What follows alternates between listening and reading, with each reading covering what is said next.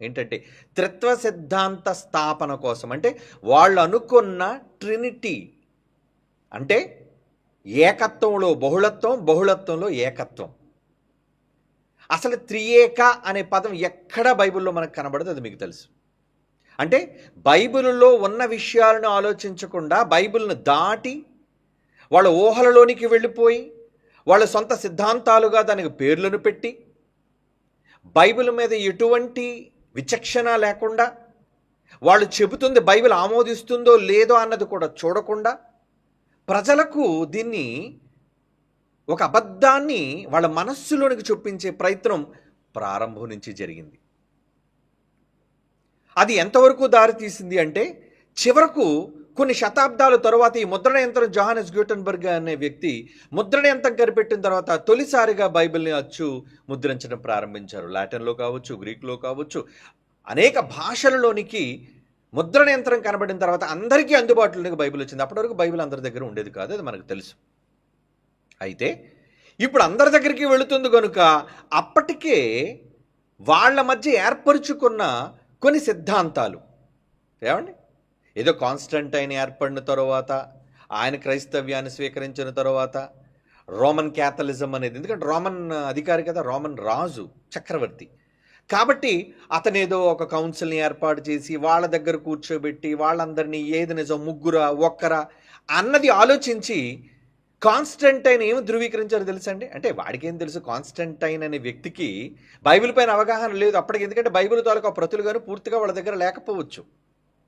అయితే ప్రభువును నమ్ముకున్నాడు, రోమా ప్రభుత్వ చక్రవర్తిగా మొట్టమొదటిసారిగా నమ్ముకున్నాడు.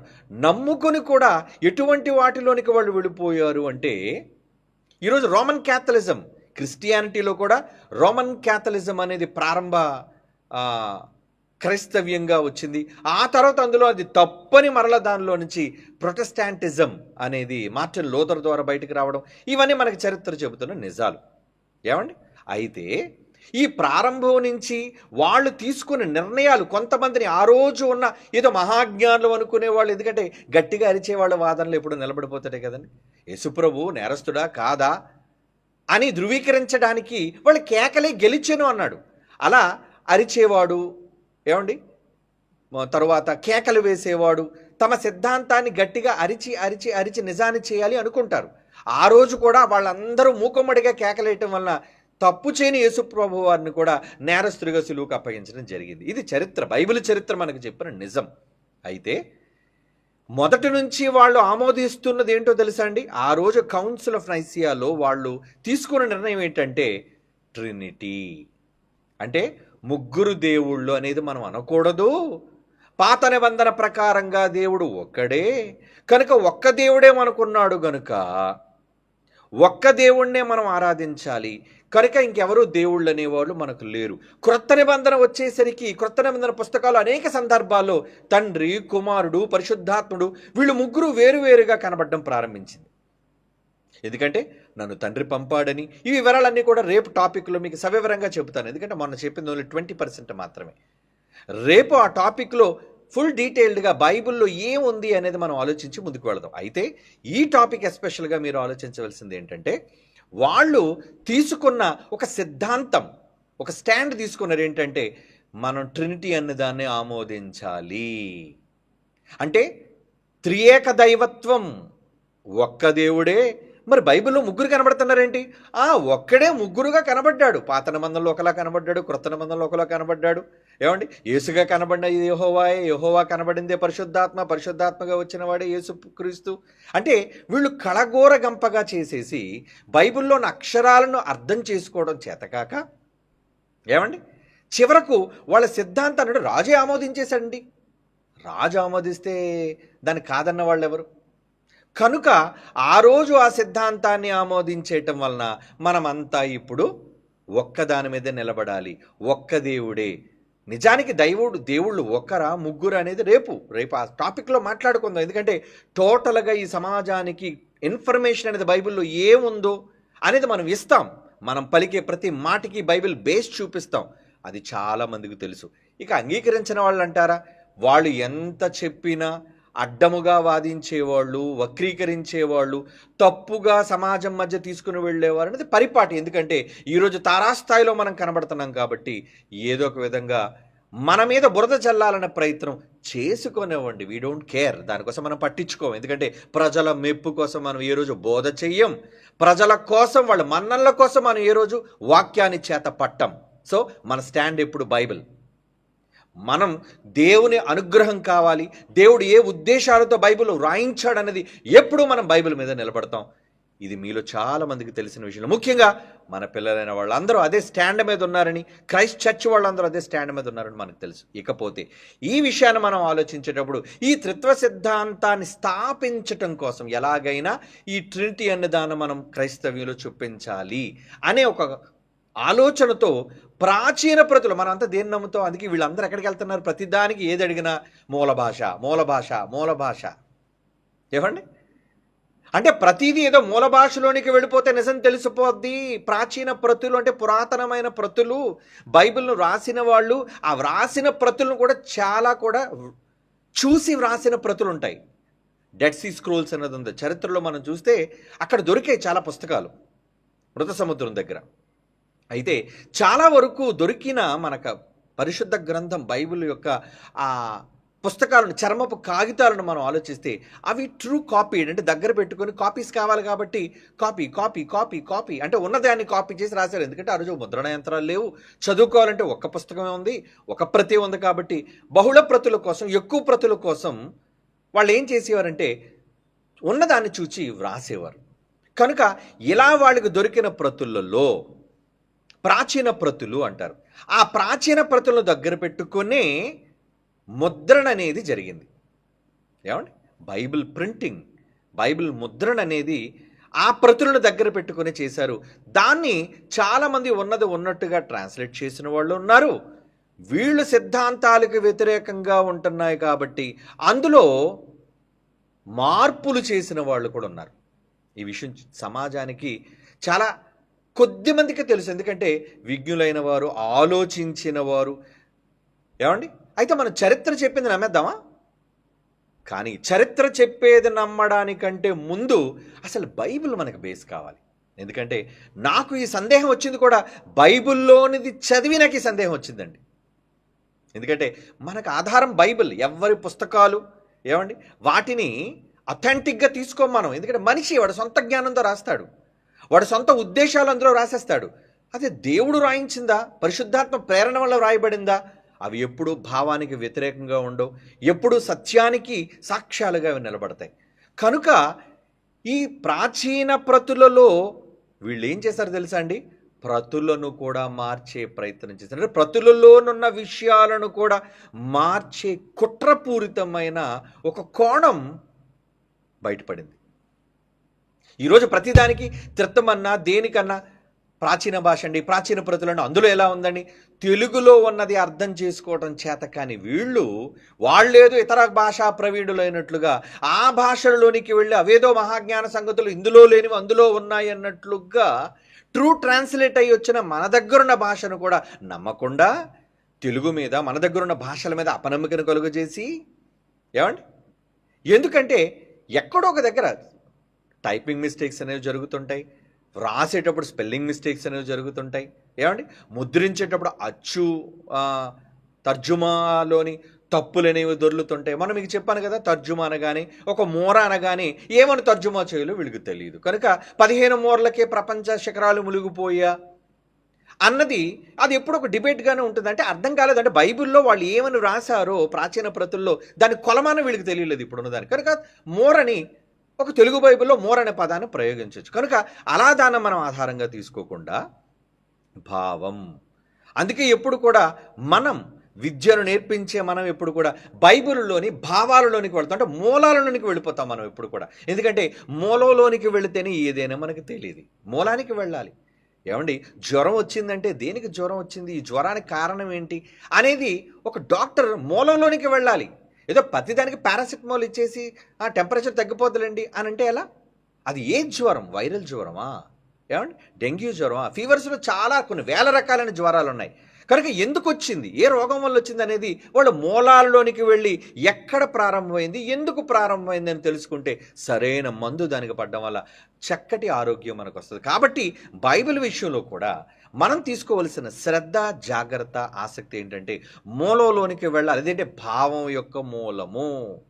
దానిలోనికి వెళితేనే నిజాలు మనకు అర్థమవుతాయి. ఆ భావం ఏంటి, ఆ నిజాలంటే ఇప్పుడు నేను మీకు చదివి వినిపిస్తాను. మీ బైబిల్లో ఉన్నది మీరు చదివి ఉందరు కానీ, చదివి తెలుసుకుందరు కానీ మీరు.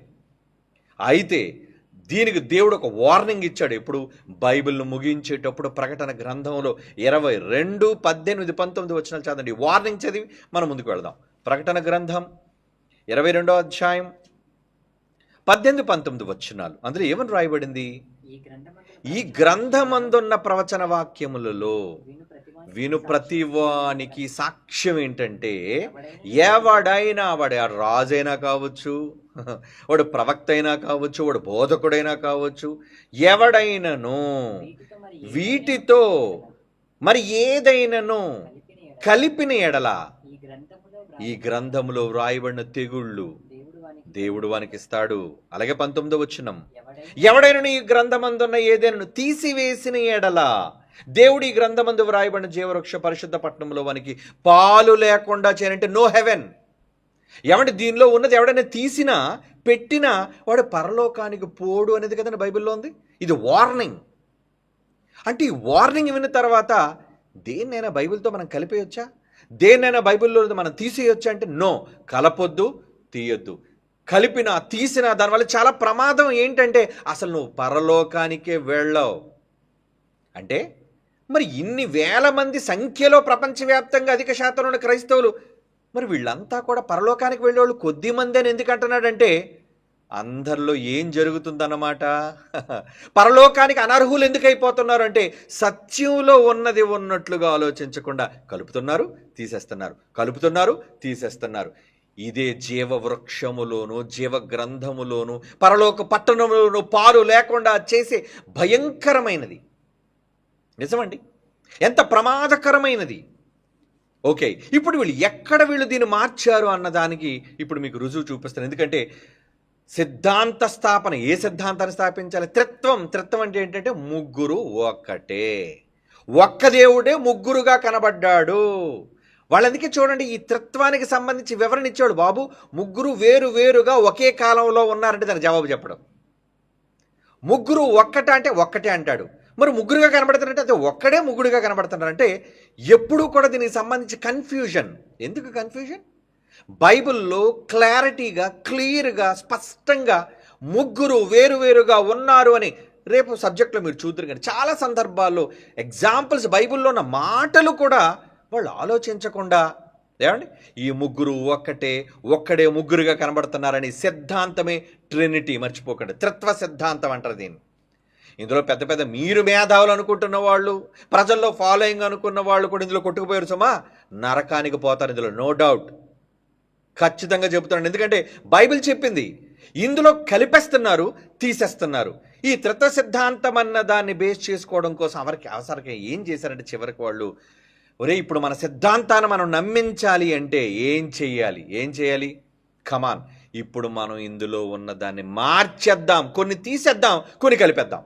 ఎలా తీశారో ఎలా కలిపారో అన్న సాక్ష్యం మీకు ఇప్పుడు నేను చూపిస్తాను. Okay, right, get ready. మొదటి యోహాను పత్రిక చూడండి. మొదటి యోహాను పత్రిక 5వ అధ్యాయంలో, మొదటి యోహాను పత్రిక 5వ అధ్యాయంలో ఒక మాట చూపిస్తానండి. 7వ వచనం జాగ్రత్తగా చూడండి. 7వ వచనం. ఈ 7వ వచనంలో సాక్ష్యం ఇచ్చేవారు ముగ్గురు. ఎంతమంది ఇస్తున్నారట?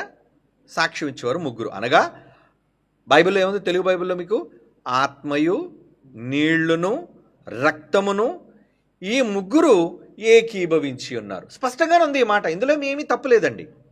బైబిల్లో వ్రాయబడిన ఈ తెలుగు తర్జుమా అంటే తెలుగు అంటే ఏదో పనికిరానిది. ఏమండి ఈ దేశ భాషలందే తెలుగు లెస్స అని గొప్పగా తెలుగు వాళ్ళు చెప్పుకుంటుంటే, ఈ తెలుగు సన్నాసులు, ఏమండి ఈ తెలుగు రాని దరిద్రులు, ఏమండి అక్షర జ్ఞానం లేని విరోధులు, వీళ్ళు ఏమంటారో తెలుసా అండి? అబ్బెబ్బెబ్బెబ్బే తెలుగు కాదు మనకి, మూల భాషల్లోకి వెళ్ళిపోద్ది. మాటి మాటికి మూల అంటున్నామేంటి?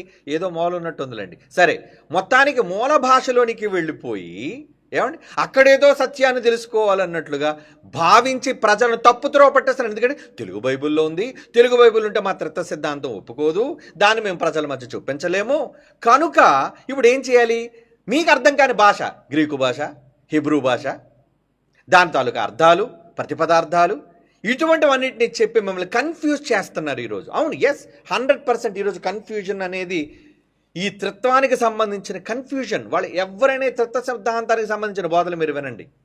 బాబు ముగ్గురు వేరు వేరా, ఒక్కటి అంటే ఒక్కడు అండో, ముగ్గురు ఉన్నారు ఏంటంటే ముగ్గురుగాను ఒప్పుకోడు. అంటే వీళ్ళలో బైబిల్ సంబంధించిన ఒక ఏకభావం వీళ్ళకి లేదు. ఎందుకంటే వీళ్ళు టోటలీ కన్ఫ్యూజ్డ్. ఏమండి, చెప్పే మాస్టరే కన్ఫ్యూజన్లో ఉన్నాడు అనుకోండి, ఇక పిల్లలు ఏమైపోతారు చెప్పండి? ఈరోజు క్రైస్తవ సమాజాన్ని కూడా వీళ్ళు కాదండి ఇప్పుడు ఉన్నోళ్ళు, వీళ్ళు ఇంకా వీళ్ళంతా పిల్లలు.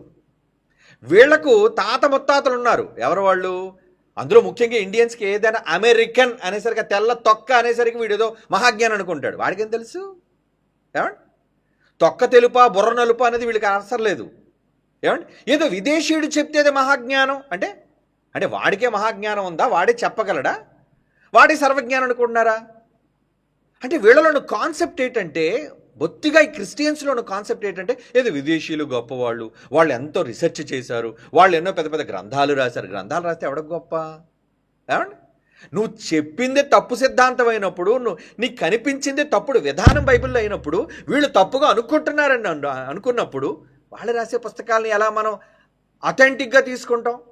ఏమండి, కనుక అలా వీళ్ళు పాటించి ఏదో విదేశీయులు చెప్పిన ఈ కొత్త బోధలన్నిటినీ కూడా భారతదేశంలో రుద్దడం ప్రారంభించారు.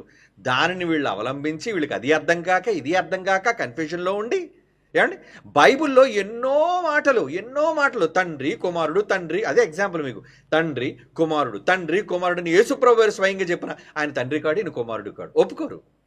ఒప్పుకోమని చూద్దాం.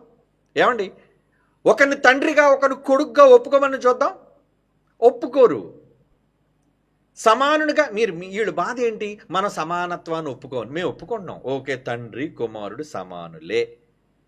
ఓకే, నువ్వు అన్నది ఒప్పుకున్నావు, తండ్రి కుమారుడు సమానులే. ఎందుకంటే బైబిల్లో ఉంది కాబట్టి సమానంగా తండ్రి కూర్చోబెట్టుకున్నాడు. దాని వివరంలోకి వెళ్తే, ఇంకా డీపర్ సెన్స్లోకి వెళ్తే, తండ్రి తన కుమారునికి తనతో పాటు సమానంగా కూర్చునే అధికారాన్ని కల్పించాడు. But supreme is father.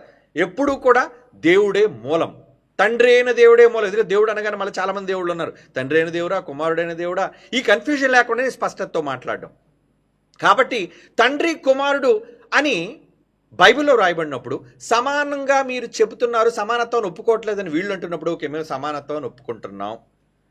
మరి మేం చెప్పే తండ్రి కుమారుడు అని బైబిల్లో చూపించేదాన్ని ఒప్పుకోగలవా? తండ్రి కుమారుడని ఒప్పుకుంటామండి. మరి తండ్రి కుమారుడని ఒప్పుకున్నప్పుడు తండ్రి కంటే కుమారుడిగా నేను తక్కువ వాణ్ణి అన్నది ఒప్పుకుంటారా? అలా ఒప్పుకునే దమ్ముందా? ఒప్పుకోరు. అక్కడ ఒప్పుకోరు. ఎందుకు? తండ్రి కన్నా కుమారుడు తక్కువవాడు కాడండి. సమానుడైతే ఎందుకు తక్కువవాడయ్యాడు? దేని నిమిత్తం తక్కువవాడుగా ఆయన ఎంచబడ్డాడు?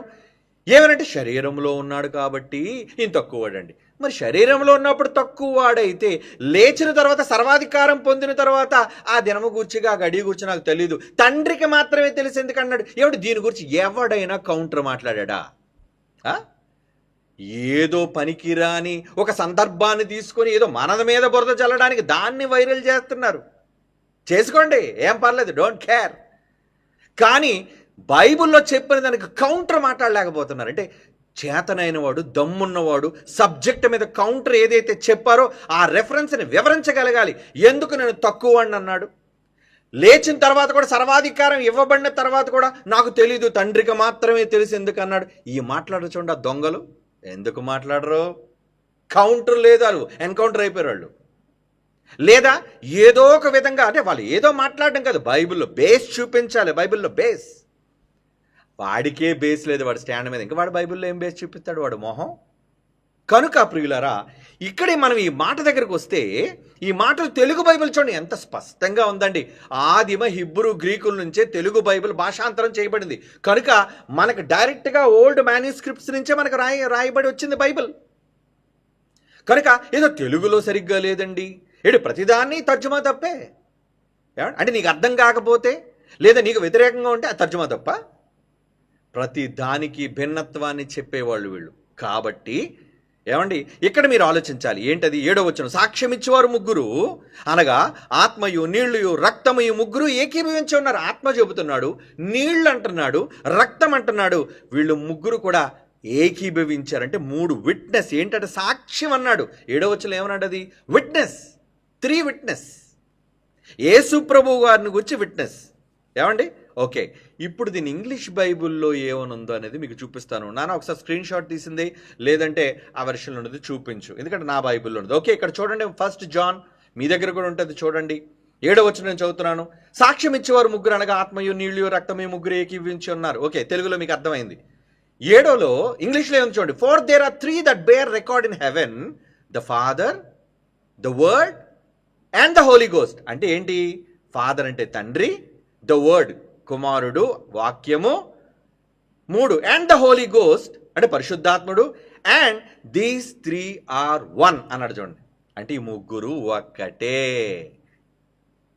ముగ్గురు ఏకీభవిస్తున్నారు అని అనలేదండి వాళ్ళు. ముగ్గురు ఏకీభవిస్తున్నారు అన్నాడా? దీస్ 3 are 1 అంటే తండ్రైనా కుమారుడైనా పరిశుద్ధాత్ముడైనా వీళ్ళు ముగ్గురు ఒకటే అని ఒక తప్పుడు త్రిత్వ సిద్ధాంతానికి నాంది పలికారు. వీళ్ళు కాదండి, వీళ్ళు తాలూకా తాత ముత్తాతలలోని క్రీస్తు విరోధులైన దొంగ సన్నాసులు. మరలా చెప్తున్నాను, క్రీస్తు విరోధులైన దొంగ సన్నాసులు వీళ్ళంతా కూడా. ఎందుకు దొంగ సన్నాసులు అంటున్నానంటే, ఎవడైనా క్రీస్తు విరోధి కాకుండా ఉండాలంటే ఎవరిని ఒప్పుకోవాలని బైబిల్ చెప్పింది? బైబిల్లో మాట చూడండి, కమాన్, బైబిల్లో మాట చూడండి. ఏమన్నది? 1 యోహాను పత్రిక 2వ అధ్యాయం 22వ వచనం. 1 యోహాను పత్రిక 2వ అధ్యాయం 22వ వచనం ఏమంటున్నాడు అక్కడ? తండ్రిని కుమారుని ఒప్పుకొని వీడే క్రీస్తు విరోధి. అంటే విరోధి కాకుండా ఉండాలంటే ఎవడైనా దేన్ని ఒప్పుకోవాలి? తండ్రిని కొడుకుని ఒప్పుకోవాలని బైబిల్లో ఉందా? యెహోవాను యేసును ఒప్పుకోవాలని బైబిల్లో ఉందా? ఏమనుంది బైబిల్లో? యెహోవాను యేసును ఒప్పుకొనిన వాడి క్రీస్తు విరోధం ఉందా? తండ్రిని కుమారుని ఒప్పుకున్న వాడి క్రీస్తు ఉందా? తండ్రి కుమారుడు, అది ఆయనే. తండ్రి అంటే యెహోవా, కుమారుడు అంటే యేసు ప్రభు. మరి ఆ ఇద్దరు పేర్లు చెప్పకుండా బంధం కోసం చెప్తున్నాడు ఏంటి ఇక్కడ? అంటే తండ్రిని తండ్రిగా ఒప్పుకోవాలి, యేసు ప్రభును కొడుకుగా ఒప్పుకోవాలి, తండ్రిని తండ్రిగా ఒప్పుకోవాలి, కొడుకును కొడుకుగా ఒప్పుకోవాలి. వీళ్ళిద్దరు ఉన్న బంధాన్ని ఒప్పుకొని వాడు ఎవడైనా ఉంటే వాడే విరోధి. అంటే తండ్రి వేరుగా ఉన్నాడు, కుమారుడు వేరుగా ఉన్నాడన్న విషయం స్పష్టంగా బైబిల్ చెప్పింది. ఇద్దరు వేరు వేరు, ఒకటి కాదు, ఇద్దరు వేరు. కనుక ఇద్దరు వేరైన ఇప్పుడు ఈ సిద్ధాంతాన్ని ఎలాగైనా బైబిల్లో ఉన్నదో చూపించాలి. ఇప్పుడు బేస్ చూపించాలి. ఎలాగా? వీళ్ళు ముగ్గురు ఒకటని ఇంగ్లీష్ బైబిల్లో ఇప్పుడు చూపించింది చూసారా ఎలా మార్చి పడేశారు వీళ్ళు. తెలుగు బైబిల్లో అర్థం ఉందా?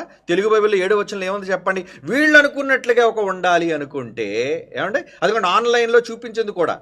ఈరోజు ఆన్లైన్ బైబిల్ మీరు ఎవరైనా ఓపెన్ చేసి చూడండి, వర్షన్స్ ఎలా మార్చి పడేశారు. ఎందుకు ఎలా మార్చి పడేశారో కూడా మీకు ప్రూఫ్ చూపిస్తాను నేను. వితౌట్ ప్రూఫ్ ఎల్పిబి మాట్లాడ్డా నువ్వేమనుకున్నా నిజాలు మాట్లాడతారు. కొండ బద్దలైపోయినట్టుంటుంది, దేనికైనా గుండెలు కూడా బద్దలైపోతాయి తర్వాత. ఇంకా వినండి, ఎందుకంటే అబద్ధంలో క్రైస్తవం వెళుతుంటే సహించాం. క్రీస్తుని గురించి తప్పుగా మాట్లాడుతున్న బయట వాళ్ళనే సవాలు చేసి పిలిచిన వాళ్ళం. చూదురుగానండి మా సవాళ్ళ పరంపర ఏంటో. ఓకే, కమాన్, సబ్జెక్ట్లోకి వెళ్ళిపోదాం. ఇక్కడ ఏమంటున్నాడు చూడండి, the 3 bear record in heaven, the Father, the Word and the Holy Ghost. అంటే తండ్రి కుమార పరిశుద్ధాత్మని ఇంగ్లీష్లో ఉంది. ఇదే విధానం ఎందులో తెలుసా అండి? గ్రీకు బైబిల్లో కూడా ఉంటుందండి. ఓకే, కానీ తెలుగులో ఏముంది? నిజంగా వీళ్ళు అనుకుంటున్నట్లుగా తండ్రి కుమారుడు పరిశుద్ధాత్మ అనేది ఉంటే 7వ వచనంలో ఏముండాలి? సాక్ష్యం ఇచ్చేవారు ముగ్గురు అనగా తండ్రియు కుమారుడును పరిశుద్ధాత్మ, వీళ్ళు ముగ్గురు ఏకీభవించి ఉన్నారన్నాడు, ఒక్కటై ఉన్నారనలేదు. పదానికి కూడా అర్థం తెలియాలి కదా. ఏకీభవించటం వేరు, ఏకమై ఉండటం వేరు. మేము ముగ్గురు ఏకీభవించామండి, విషయానికి అంగీకరించామండి అని అర్థం.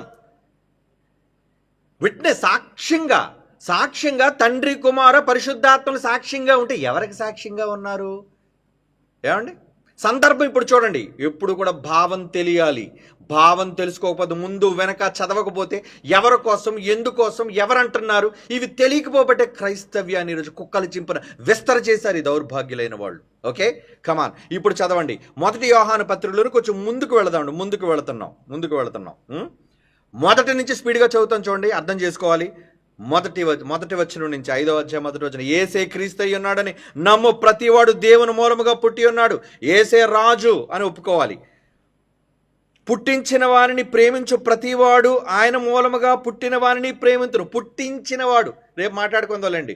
ఆయన పుట్టించాను, తండ్రిని కుమారుని పుట్టించిన వాడైన తండ్రిని కూడా ప్రేమించు ప్రతివాడు ఆయన మూలముగా పుట్టిన వారిని ప్రేమించును. తండ్రిని ప్రేమిస్తాడని అర్థం. మనము దేవుని ప్రేమించువారము, ఆయన ఆజ్ఞలు నెరవేర్చువారమైతిమా, దేవుని పిల్లలం ప్రేమించుచున్నాము, దాని వలన ఎరుగుదుము. మనం ఆయన ఆజ్ఞలు గైకొనుటయే దేవుని ప్రేమించుట. ఆయన ఆజ్ఞలు భారమైనవి కాదు. 4వ వచనం. దేవుని మూలముగా పుట్టిన వారందరూ లోకమును జయించుదురు. అంటే దేవునికి పుట్టినవాడే లోకాన్ని జయిస్తాడు. లోకమును జయించున్నది విజయము మన విశ్వాసం. 5వ వచనం చూడండి. ఇప్పుడు సందర్భం. యేసు దేవుని కుమారుడని నమ్మువాడు తప్ప. యేసు ఎవరిని నమ్మాలట? లోకం ఏమని నమ్మాలి? యేసు దేవుని కొడుకు అని నమ్మువాడు తప్ప లోకమును జయించువాడు మరి ఎవడు? అంటే లోకాన్ని గెలవాలంటే క్రైస్తవుడ ముందు నువ్వేమని నమ్మాలి? ఏమని నమ్మాలని బైబిల్ చెప్తుంది.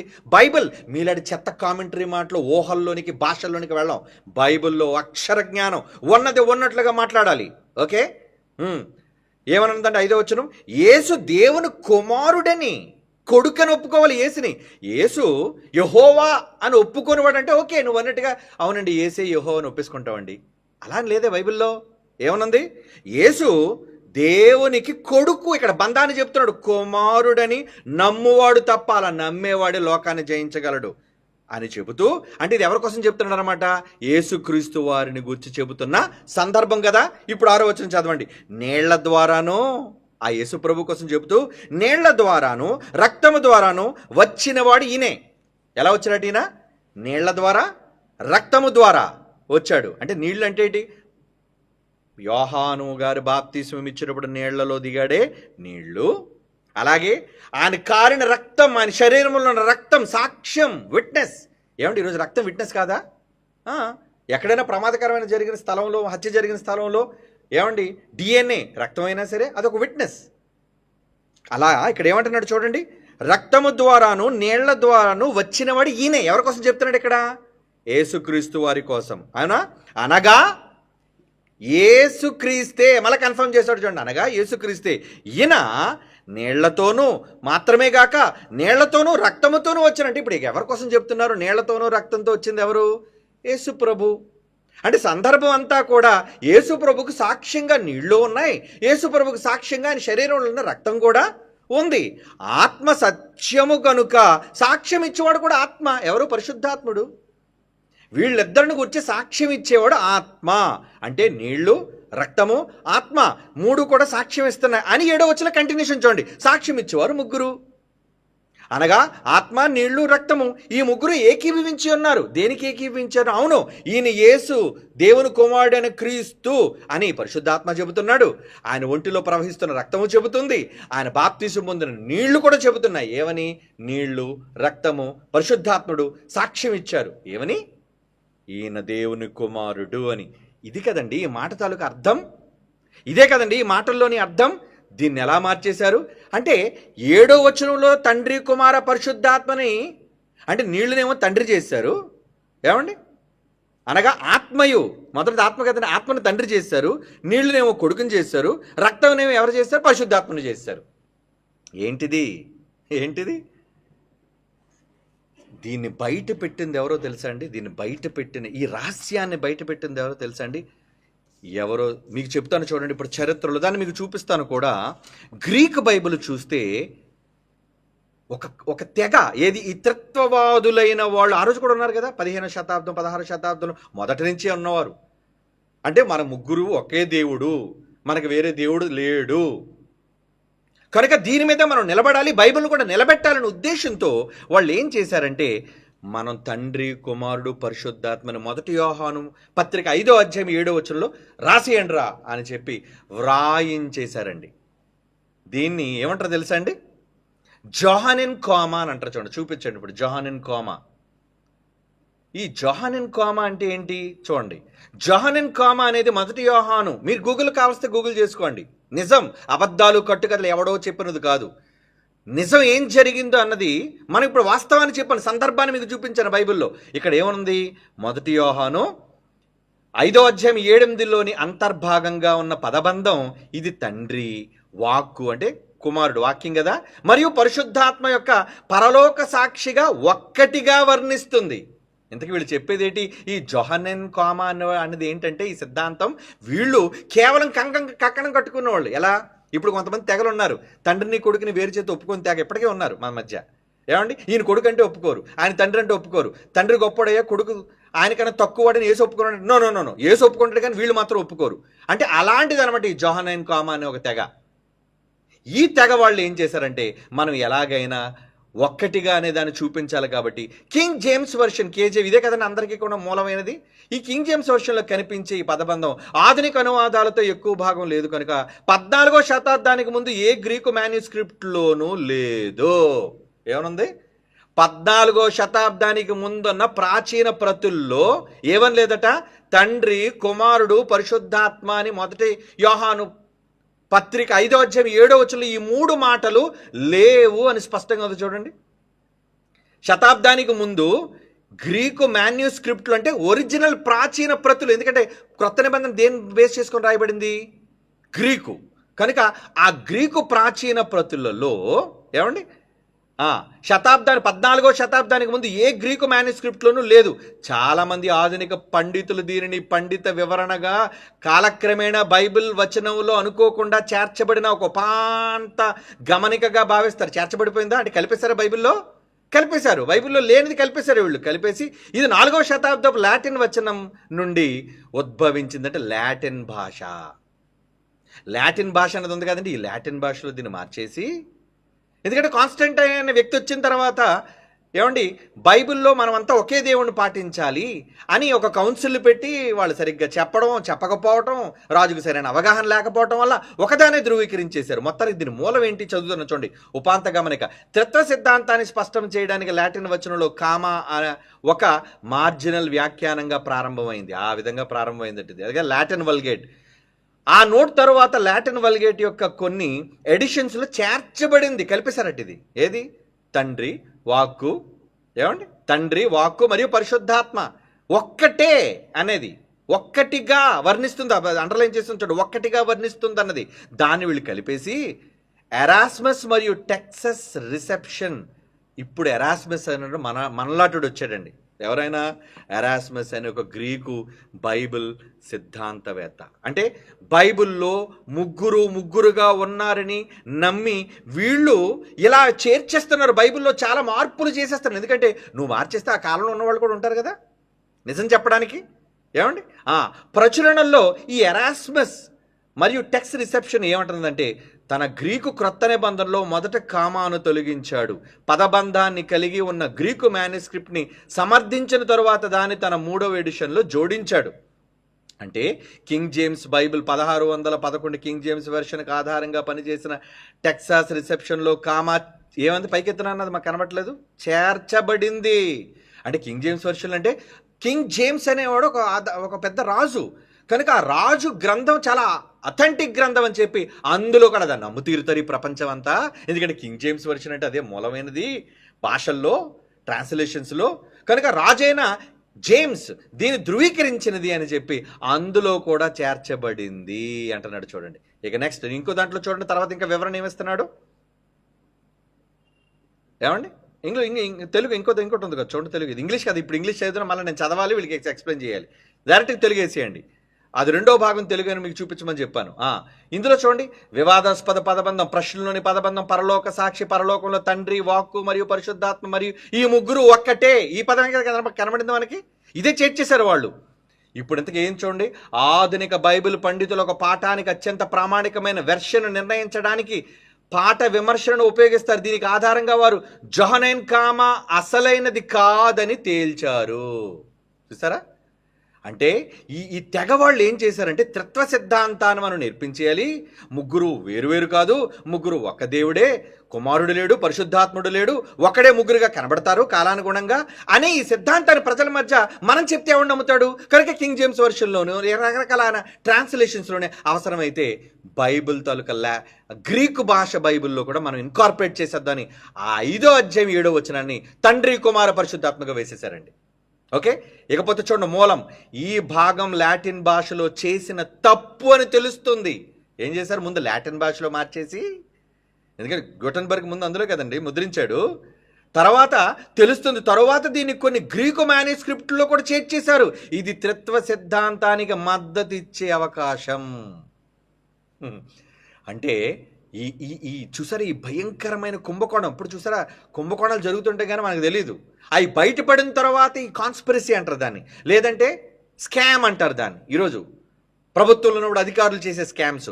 అలా బైబిల్ వాళ్ళ దగ్గర ప్రచురణకర్తలుగా వాళ్ళు ఉండటం, బైబిల్ను వాళ్ళు ముద్రించటం, అప్పటికే వాళ్ళు ఒక త్రిత్వ సిద్ధాంతాన్ని నమ్మటం, ఈ నమ్మని సిద్ధాంతాన్ని కన్ఫర్మ్ చేయడం కోసం వాళ్ళు ఏం చేశారంటే బైబిల్లో ఒకటి కలపొద్దు, తీయొద్దు అని దేవుడు ఇంత ఖండితంగా చెప్పినా అసలు భయం ఉందండి? భయం ఉందా? లేదు. ఎరాస్మస్ అనే ఒక వ్యక్తి వచ్చిన తరువాత ఇది తప్పుగా మీరు ఎందుకు చేర్చారు, తీసేయండి అని అతను గొంతిప్పిన తరువాత తీయడం ప్రారంభించారండి. అయినా ఎప్పటికీ ట్రాన్స్లేషన్స్లో మిగిలిపోయింది.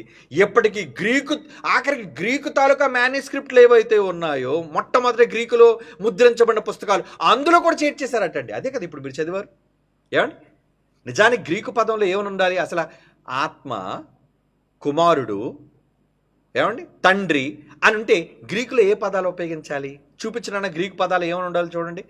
ఒకవేళ నిజంగా ఇక్కడ సాక్ష్యం ఇచ్చేవారు ముగ్గురు అని చెప్పాడు కదండి. మొదటిది ఎవరు? ఆత్మయు అన్నాడు. ఆత్మయు అంటే ఆత్మ కోసం గ్రీకులో ఉన్న భాష ఏంటి? అదిగో చూడండి, ఆత్మ అనేది స్పిరిట్. చూడండి, ద గ్రీక్ వర్డ్ న్యూమా, ఏమండి, అంటే బ్రెత్, విండ్ లేదా స్పిరిట్ అంటే ఏంటనమాట? ఆత్మ అన్న దానికి ఏం వాడాలి? న్యూమా అనే పదం గ్రీకు భాషలో ఉండాలి, ఉన్నది కూడా. ఏమండి? నెక్స్ట్ ఆత్మ తర్వాత ఇంకోటి ఏంటి? వాటర్.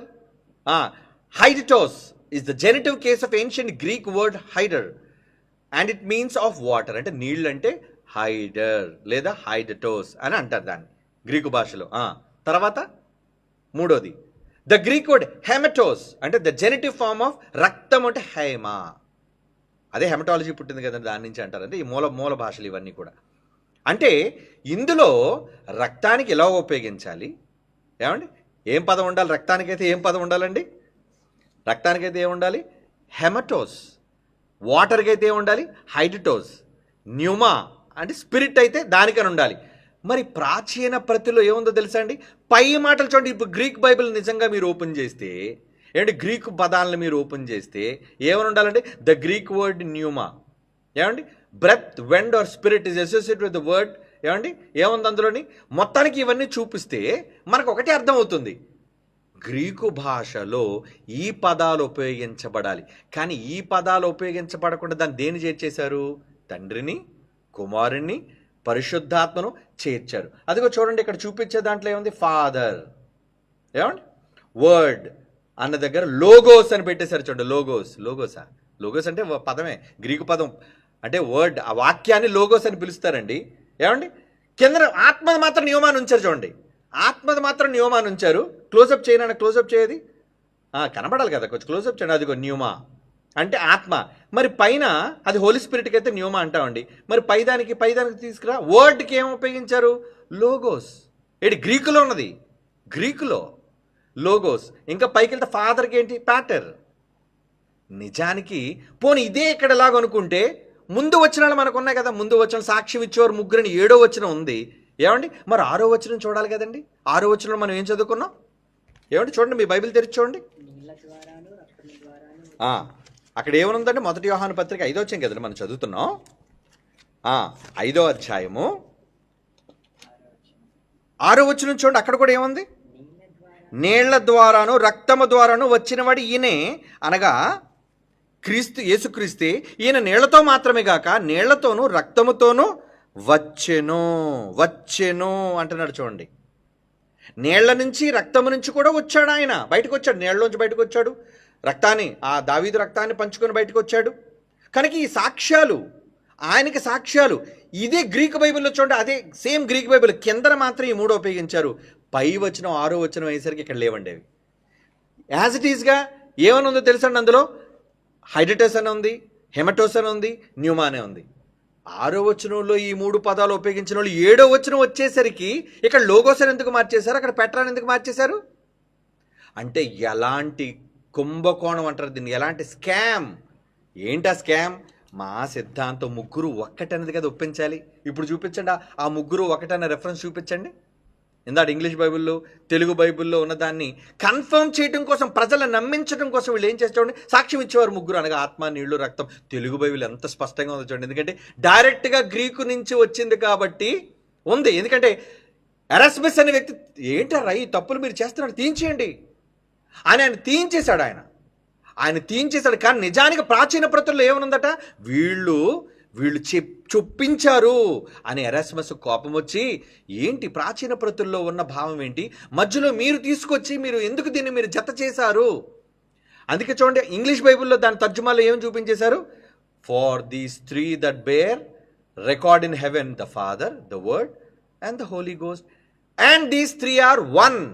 ముగ్గురు ఒక్కటే అని ఈ త్రిత్వ సిద్ధాంతాన్ని మన మధ్య ధృవీకరించటం కోసం ఎంత పెద్ద కుట్ర ఆ రోజు జరిగిపోయింది చూడండి.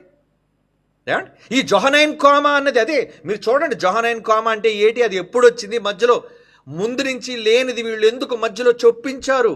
అలా ఎందుకు చొప్పించారంటే త్రిత్వ సిద్ధాంతాన్ని ఒప్పించడానికి. ఒక్క వచనం మారిస్తే సరిపోదా, బైబిల్లో ఎన్ని ఉన్నాయండి నూతన నిబంధనలో. సర్వసత్యములో ఎన్ని చెప్పాడు, మేము ముగ్గురు విడిగా ఉన్నాము, వేరుగా ఉన్నాము, నన్ను పంపిన తండ్రి కూడా ఉన్నాము, మేము ఒక్కటి కాము, నేను ఒక్కడనై ఉండక నేను నన్ను పంపిన తండ్రి కూడా ఉన్నాము, వేరు తండ్రి వేరు నేను వేరు, ఆయన ఉంటుండగానే నేను వచ్చాను, అంతేగాని ఆయన నుంచి నేను రాలేదు. అంటే ఆయనగా ఉన్న నేను ఇక్కడికి వచ్చేయలేదు, మరలా నేను ఆయనగా మారిపోతాను. ఈ కన్ఫ్యూజన్ బోధలు అనేవి ఈరోజు చేయడానికి కారణం ఇదిగోండి, ఈ భయంకరమైన సిద్ధాంతాలను ధృవీకరించుకోవడం కోసం, స్థాపించడం కోసం. ఎప్పుడండి 14వ శతాబ్దం నుంచి కుట్ర జరుగుతుందో చూసారా. అంటే ఈ కుట్రవాదులు ఆ రోజు నుంచే ఉన్నారంటే బైబిల్లో ఉన్న సత్యాలను కూడా వాళ్ళు పిచ్చోళ్ళు అనుకున్నారు, ఈ పిచ్చి సన్నాసులు అనుకున్నారు, ఈ క్రీస్తు విరోధులు అనుకున్నారు. 5వ వచనం 7వ వచనం మార్చేస్తే జనం అంతా నమ్మేస్తారు అనుకున్నాడు. ఎరాస్మస్ ఎందుకు నమ్ముతాడు? నాకేం రాదనుకున్నావా, భాష ప్రాచీన ప్రతి నా దగ్గర లేదనుకున్నావా, నేను రాసిన ప్రాచీన పత్రంలో లేదు, నువ్వెందుకు మీరు మార్చారని ఈ జొహనైన్ కోమా అనే దాన్ని ఎందుకు మీరు మధ్యలో ఇన్కార్పొరేట్ చేశారు, ఎందుకు మీరు మధ్యలో చొప్పించారు అంటే వాళ్ళు చొప్పించారన్న విషయం ప్రపంచానికి తర్వాత తెలిసినా నిజంగా తెలుగు బైబిల్ మనం చదువుకోవటం వల్ల ఎంత స్పష్టమైన వివరణ మనకిచ్చినట్లుగా ఉందండి. తెలుగు బైబిల్ ఎంత స్పష్టంగా, నాయన అది ఆత్మ కాదు, ఆత్మే నాయన, ఇంకొకటి నీళ్ళు అవుతుంది, ఇంకొకటి రక్తం అవుతుంది నాయన, అంతేగాని అది తండ్రి కాడు, అది కుమారుడు కాడు అని చెబుతుందే. కుమారుడు కోసం మళ్ళీ కుమారుడు కోసం కుమారుడు ఏంటి ఎందుకంటే యేసు క్రీస్తు దేవుని కుమారుడని, రక్షకుడని, రాజుని నిరూపించడానికి సాక్షులుగా ఒక పక్క పరిశుద్ధాత్మ నిల్చున్నాడు, ఒక పక్క నీళ్లు నిలబడ్డాయి, ఒక పక్క రక్తం, ఆయనలో ప్రవహించే రక్తం సాక్ష్యం ఇస్తుంది అని చెప్పి ఈ భాగాన్ని ఎంతగా వీళ్ళు వక్రీకరించేశారు చూసారా. ఇప్పుడు చెప్పండి, వీళ్ళు సిద్ధాంతాన్ని ధృవీకరించుకోవడానికి ఏదో అండర్లైన్ చేసి పెట్టారు. ఏంటిది? మీరు ఉదహరించిన సందర్భంలో ఏమి జరిగిందో మాకు బాగా తెలుసు. బ్రాకెట్ చేయబడిన విభాగంలో మొదటిసారిగా లాటిన్ వెర్షన్ యొక్క మాన్యుస్క్రిప్ట్స్లో AD 600 తర్వాత మాత్రమే కనిపిస్తుంది. ఇది గ్రీకు మాన్యుస్క్రిప్ట్స్ AD 1400 తర్వాత కనిపించదు. ఇక మీద నిపుణుల అభిప్రాయ ప్రకారంగా ఇది లాటిన్ నుండి అనువాదంగా 4 గ్రీకు మాన్యుస్క్రిప్ట్లో కనుగొనబడింది. గ్రీకుల్లోనే మీరు రాసినప్పుడు, ఎందుకంటే దగ్గరుండి పెట్టి రాసేవారు కదండి, ముద్రణంతో లేనప్పుడు దగ్గరుండి పుస్తకాలు కాపీ చేసేవాళ్ళు కదా, వ్రాసేటప్పుడు కనుగొనబడింది. మరియు గ్రీకు వచనంలో చేర్చబడింది, గ్రీకులో చేర్చేశారండి. ఇది పురాతన వెర్షన్లో ఈ అదనంగా కనిపించదు. కనిపించదా ఆ పదాలు? ఎరాస్మస్ తన గ్రీకు క్రొత్త నిబంధన వెర్షన్ ప్రవచించినప్పుడు తన మొదటి 2 ఎడిషన్స్ ఇవన్నీ చెప్తున్నాడు. ఆ పదాలు ఏ గ్రీకు మాన్యుస్క్రిప్ట్లోనూ తనకు కనిపించలేదని వాదించాడు. లేనిదాన్ని ఎలారా మీరు తీసుకొచ్చేశారు? అంటే మీ సిద్ధాంతం రైట్ అనుకోవడానికి, తత్వ సిద్ధాంతం ఒకటని చెప్పడానికి, అంటే బైబిల్లో ఉన్నదే మీరు యాడ్ చేసేస్తారా? అలాగైతే ఎన్ని యాడ్ చేయాలి చెప్పండి? కొత్త నిబంధనలు యేసు మాటలన్నీ ఎలా మార్చేయగలరు? అంత మార్చే సత్తా వాళ్ళకి లేదు. ఏదో ఒక అబద్ధాన్ని చెప్తే దొరికిపోరా దొంగలు? ఒక్క అబద్ధం దగ్గర, నేరస్తుడు ఒక్క అబద్ధం దగ్గర దొరికిపోతారు. ఇంకేమన్నా కింద చూపిస్తున్నారు చూడండి, ఇంకా అడుగునండి. ఖచ్చితంగా వారు గ్రీక్ మ్యానుస్క్రిప్ట్ను రూపొందించారు. అందులో అదనంగా కనుగొనబడింది ఒక పండితుడు నమ్ముతున్నట్లుగా 16వ శతాబ్దం AD నాటికి లాటిన్ మరియు గ్రీకులో అనువదించబడిన గ్రీకు వచనానికి జోడించబడింది. ఎరాస్మస్ దాని తర్వాత తన 1522 ఎడిషన్ గ్రీకు క్రొత్త నిబంధనలో చేర్చాడు. అప్పుడు చెప్పాడు, బాబు ఇది ఇలా మార్చేశారు, ప్రాచీన ప్రతుల్లో లేదు. త్రిత్వం అనేది ఒక బైబిల్ సిద్ధాంతం, మరియు మీరు దాని గురించి బోధించవద్దు, కానీ మీరు ఈ పాఠ్య భాగాన్ని ఉపయోగించకూడదని ఎరాస్మస్ చెప్పాడండి. చూసారా, ఈ భాగాన్ని ఉపయోగించకండి. ఈ తప్పుడు ట్రాన్స్లేషన్ బైబిల్లోనే వీళ్ళు మార్చేశారు. ఎప్పుడు చూసారా, అంటే ఇంచుమించు 1400 సంవత్సరాల క్రితం. అంటే ఇప్పటికీ అది 14వ శతాబ్దం, అంటే ఇప్పటికి ఎంత అంటే 600 సంవత్సరాల క్రితం అండి. అవునా? 600 సంవత్సరాల క్రితం ఈ కుట్రదారులు, ఈ తత్వవాదులు, వాళ్ళు దీంట్లో మార్చేసి, చేర్చేసి, కలిపేసి ముగ్గురు ఒకటే. అందుకే చూడండి, జైశాల్ గారు ఇప్పుడు స్ట్రైట్గా ఒకటి అడిగారు, అరే త్రిత్వము అనే పదాన్ని బైబిల్లో చూపించో, త్రియేక దేవుడు అనే పదాన్ని బైబిల్లో చూపించలేరు వీళ్ళు. ఎందుకంటే లేదు కదా. తెలుగులో చూపించిన, ప్రాచీనంలో చూపించాలి కదా, దానికి ఆధారాలు ఉండాలి కదా. నువ్వు ఒకడే రాసుకొని వచ్చేస్తే ఎవడు నమ్ముతాడు? ఇటువంటి భయంకరమైన చేర్పులు, కూర్పులు వీళ్ళు బైబిల్లో చేసేశారు. అంటే దేవుడు హెచ్చరికను కూడా వీళ్ళు పక్కన పెట్టేశారండి. దేవుడు హెచ్చరికను కూడా వీళ్ళు పక్కన పెట్టి తమ సొంత సిద్ధాంతాలను లోపలికి పంపించేశారండి. దాన్ని ఈరోజు మనం వ్యతిరేకిస్తుంటే, ఎదిరిస్తుంటే, ముగ్గురు దేవుళ్ళుగా ఉన్నారంటే, ముగ్గురు దేవుళ్ళుగా ఉండడానికి ఏంటి వీళ్ళకి నొప్పి? ఏం ఉండకూడదా? ఏమండి, దేవుళ్ళు ముగ్గురుగా ఉండకూడదా? ఉన్నా తండ్రి అయిన దేవుడు. అందుకే దేవుళ్ళుగా ఉన్నా ఈయన తండ్రి, ఈయన ప్రారంభకుడు, ఆయన తర్వాత దేవుడే, కానీ కుమారుడైన దేవుడు, కొడుకు. తండ్రి కొడుకు అనగానే తండ్రి పెద్దవాడిగా కనబడతాడు, కుమారుడు చిన్నవాడిగా కనబడతాడు. అంతే కదండి. తండ్రి అనే పదానికి మూలమే కదండి. అదే మీకు చూపించాను పోయిన సండే నేను మాట్లాడిన టాపిక్లో. రేపు ఇంకా చూపిస్తాను, అయిపోలేదు కదా టాపిక్ ఇంకా. అంటే ఈ కుట్రదారులు తమ సిద్ధాంతాన్ని ధృవీకరించుకోవటం కోసం ఎంత తప్పులు చేశారో చూడండి. వీళ్ళు తప్పులు చేసి ఈ తప్పుడు సిద్ధాంతంలో తండ్రికి కొడుకు అన్నామని ఈరోజు బాధపడిపోతున్నారండి వీళ్ళు. యేసుప్రభువే కొడుకని ఒప్పుకున్నాడు, నేను తక్కువవాడిని ఒప్పుకున్నాడు, నేను ఆయనకంటే గొప్పవాడిని కానని ఒప్పుకున్నాడు. ఉన్న మాటని ఉన్నట్టుగా చెబితే నా తండ్రి నాకు దానం చేశాడు అన్నందుకు భిక్షగాడు చేశాడు. ఎంత అల్లరి రచ్చ చేస్తున్నారండి ఈరోజు బైబిల్లో ఎన్నో చూపించిన కౌంటర్లు ఏంటి. మొదట మీకు చెప్పని చూసారా, సర్వాధికారం పొందిన తరువాత కూడా ఈ సంగతి నాకు తెలియదు, తండ్రికి తెలుసు అనే దాని గురించి ఎవడెందుకు కౌంటర్ మాట్లాడలేదు. అందుకే ఈ కౌంటర్లో మాట్లాడితే వాళ్ళు సమాధానం చెప్పుకోలేరని. అదిగో ప్రసన్నబాబు గారు ఏదో తప్పు మాట్లాడేశారు. ఏం తప్పు మాట్లాడేశారని? ఏమండి, తండ్రి కొడుక్కి దానం చేశాడు, దాని పర్యాయ పదమైన భిక్ష ఇచ్చాడయ్యా. ఆయన తండ్రి దగ్గర కొడుకు తీసుకుంటే అది తక్కువ. తను తగ్గించుకున్నాడు తన కొడుకు. వీళ్ళకి తక్కువ చేస్తే వీళ్ళు ఒప్పుకోరు. తండ్రి అంతటి వాడు, కొడుకు అంతటి వాడే, సమానులో. నా తండ్రికి కుమారుడు సమానుడు కాడు. సమానుడు కదండి బైబిల్లో ఉంది కదండి. 2 మాటలు మీరు చూపిస్తున్నారు. సమానత్వం దేవుడు ఇచ్చాడు, మర్చిపోకండి. ఎందుకంటే వక్రీకరించేవాళ్ళు వీళ్ళు వక్రీకరించేవాళ్ళు కదండి. నిజాలు వీళ్ళు కొద్దిగా పూర్తిగా దాన్ని ఎందుకు ఆ మాట మాట్లాడు, దాని వివరణ ఏంటి అనేది వీళ్ళు ఇస్తారా? ఏ రోజైనా చెబుతారా దాని గురించి? విన్నెవరు కదా జనాల్ని. ఈ అమాయక గొర్రెలు ఎలాంటి వాళ్ళు ఒక్క మాట, బాబు యేసు ప్రభుని ఎంత మాట అనేసారండి, బిచ్చగాడు అనేసారండి, ముష్టివాడు అనేసారండి. అరే భిక్ష అనే పదానికి ఏంటో అర్థం ఏంటో అన్ని క్లియర్గా ఆ రోజు చూపించినా వీళ్ళకి అర్థమైందా? యేసు ప్రభుని అనేసారు. యేసు అంటే ఏంటి? ఈ విధంగా మనం మీద ప్రజలందరినీ పురుకొల్పి మనం ఏదో ప్రజల దగ్గర చెడుగా మనల్ని చెయ్యాలి అనే ఉద్దేశం. అంటే మనం చెప్పే నిజాన్ని తర్వాత వినకూడదు కదా. BOA చెప్పే తర్వాత సత్యాల్ని, ఈ త్రిత్వ సిద్ధాంతం గురించి మనం బయట పెట్టే రహస్యాల్ని ఈ సమాజం వినకుండా ఉండాలంటే ఇదిగో తప్పు చెప్పేశారు, భిక్షగాడు అనేసాడు నేను యాచించాను అని చెప్పేదానికి మనం అర్థాన్ని చెప్పామంతే. ఏమంటే ఒక క్రైస్తవుడుగా నా యేసును తక్కువ చేయడం నాకు ఇష్టమా చెప్పండి? నేను యేసు పక్షాన్ని నిలబడిన వాడిగా ఆయన యేసు నా తండ్రి దగ్గర దానం తీసుకున్నాడనే మాట బూతు మాట. ఏమండి అదేమి భూత మాట? ఈ మతోన్మాదులు అంటున్నట్టుగా యేసుని ఎంత హేళనగా మాట్లాడారు, యేసు ఎంత విచిత్రంగా బూతులు మాట్లాడారండి. అప్పుడు వీళ్ళు ఎవరికి ఏం రాలేదు? అంటే తెలివి లేదు అప్పుడు. పోని వెళ్ళారు ఏదో పెద్ద వీరుల్లాగా. ఆయన నోరు మూయించగలిగారా మీరు? నోరు మూయించగలిగారా? ఏమండి భిక్షగాడు ఈరోజు చూడండి, నేను తండ్రి కుమారుడికి వేసిన భిక్ష అని ఒక్కసారి అన్నానండి, కానీ దాన్ని వీళ్ళు ప్రపంచమంతా కూడా దాన్ని భిక్షని వీళ్ళు ఎక్కువగా భిక్షగాని చేశారు. ఇప్పుడు ఎవరు పెద్ద నేరస్తులు? నేనన్న ఒక్క మాటని రీసౌండ్ చేసి అయ్యో యేసుప్రభు భిక్షగాడు అని మొత్తం అందరికీ భిక్షగాడుగా వీళ్ళు పరిచయం చేశారు. ఇంకో విషయాన్ని చెప్పమంటారా? క్రీస్తు విరోధులారా వినండి, నా యేసు మంచోడు, మీలంటోడు కాడు. ఒకవేళ నేను యేసు ప్రభువుకు భిన్నంగా మాట్లాడడమే నిజం అనుకుంటే, నేను మాట్లాడలేదు, ఎందుకంటే నా యేసు గౌరవం నాకుంది. ఆయన ఏ రోజు తోలనాడి మాట్లాడిన భావం కాదది, నా మాటలను వక్రీకరించి చెప్పేది. అంతేగాని నా యేసును తక్కువ చేయలను, నా యేసు ప్రభు అడుక్కు తినేవాడును, నేను యేసు ప్రభు దరిద్రుడను చెప్పాలన్నది కాదు నా అంతరం ఉద్దేశం. కానీ దాన్ని వీళ్ళు ప్రొజెక్ట్ చేసి, దాన్ని వీళ్ళు చెడ్డగా చిత్రీకరించి ప్రజలకు ఇదిగోండి BOUI యేసు ప్రభువుని ఎంత తక్కువ చేసింది. ఒకవేళ నిజంగా మీరు అనుకుంటున్నట్లుగా తక్కువ చేస్తున్న యేసు అంత గొప్పడు తెలుసా? బైబిల్లో ఒక మాట ఉంది, ఏదో తెలుసా అండి? చదవాలి, ఇప్పుడు మీరు చదవాలి. ఈ క్రీస్తు విరోధులైన వాళ్ళందరూ చదవాలి. మత్తయి సువార్త, కమాన్ చూడండి, మత్తయి రాసిన సువార్త